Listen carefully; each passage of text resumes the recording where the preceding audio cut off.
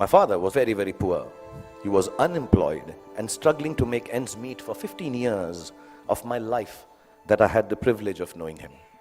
From when I was 10 to when I was 15, not being able to afford fancy gifts for me, he would wrap up something old that belonged to him in newspapers. This is the story of the 5 gifts my father gave me and how they helped me become what I am today. When I was 10, my father gave me an old chess set. Chess is a reflection of life, they say, and as cliched as it sounds, it's probably true. The first thing it teaches you is that every move has a consequence, whether you perceive that it does or does not. Nothing you do, not a single moment, is empty of living.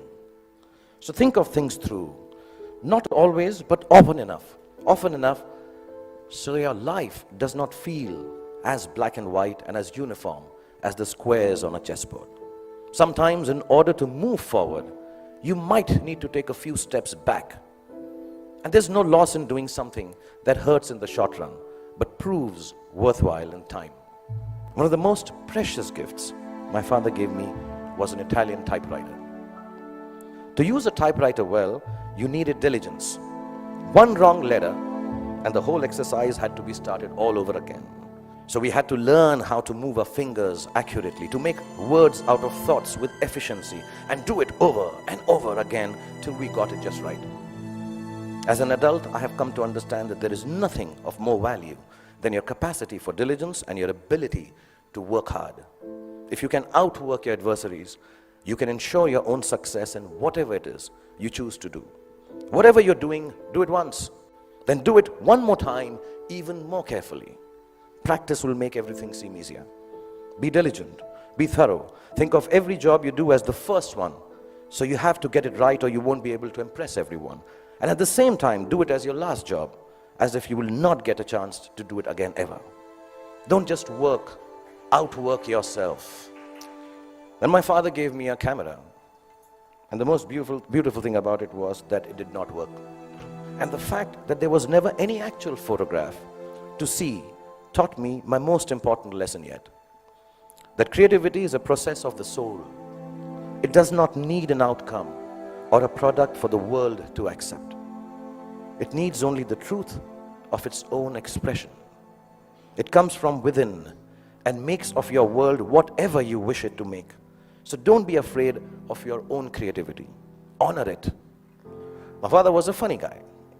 He had the capacity to turn any kind of serious situation in a way that it seemed less stressful, with a bit of humor. Without a sense of humor, the world will always be a dull and dreary place. No darkness or despair should ever be beyond a good and a hearty laugh. It makes you braver to face ugliness because it changes your perspective. But I certainly hope that you will have understood what I understand now. Well, what I'm referring to is what counts as the most beautiful and final gift that my father gave me. I only realized it was a gift on the day he died, when I was 15 years old. A gift your parents have given to you already. Yes, the singularly most exquisite gift you and I have been given is the gift of life itself. There is nothing that marks a man or a woman out from the ordinary more perfectly than grace. Grace is the consciousness that life is bigger than we are, and therefore our gratitude for it must match its vastness. It is the understanding that everyone we encounter, whether they are loving towards us or offensively abrasive, is a human like we are.